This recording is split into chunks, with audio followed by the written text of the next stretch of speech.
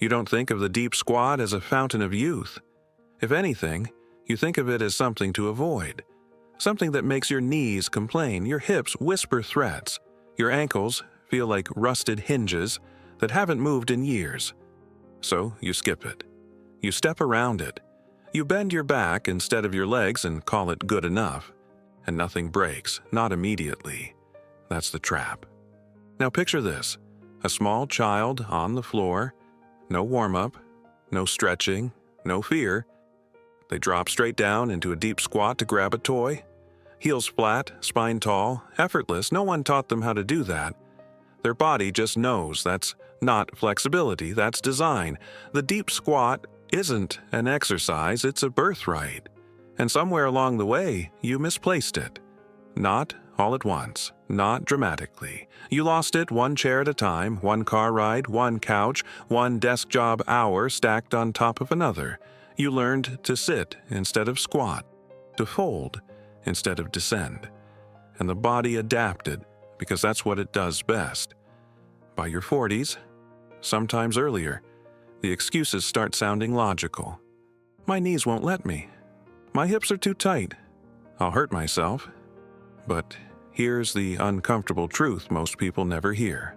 The squat isn't the problem. Losing the squat is. Years of sitting shut down your glutes, your hips stiffen, your ankles forget how to bend.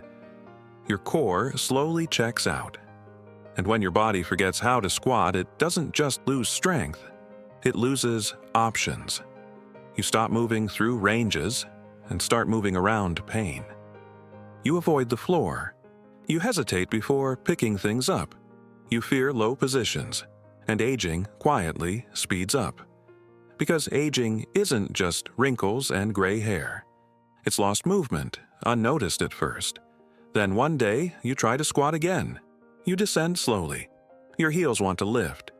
Your chest collapses forward, your thighs burn earlier than they should. 30 seconds in, your body starts negotiating. This is enough.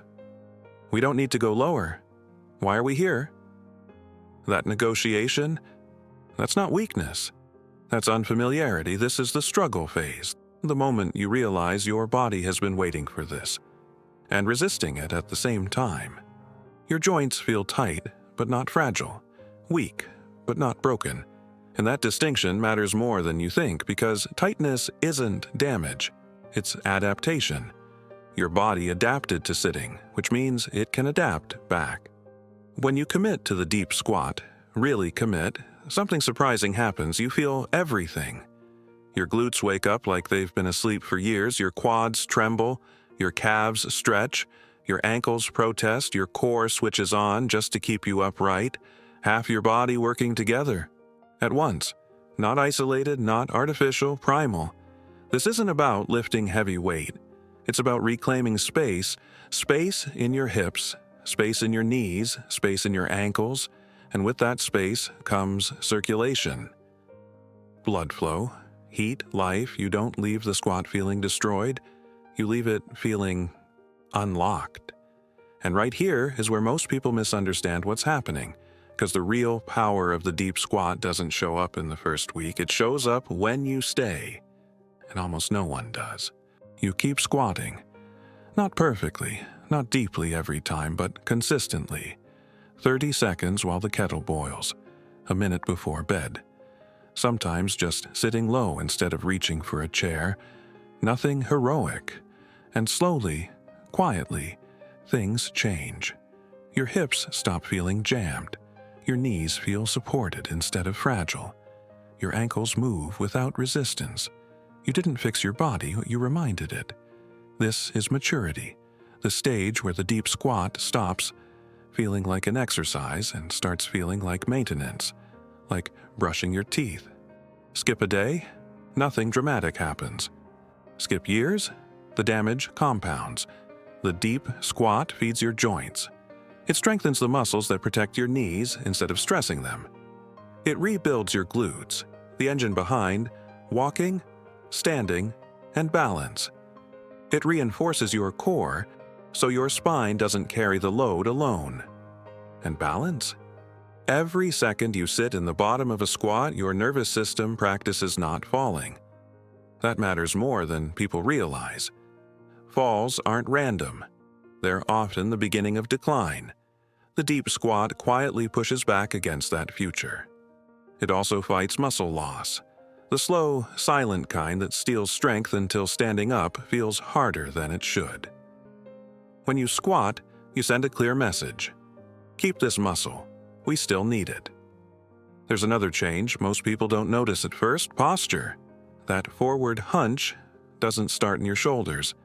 It starts in weak hips and a disengaged core. The squat reconnects everything.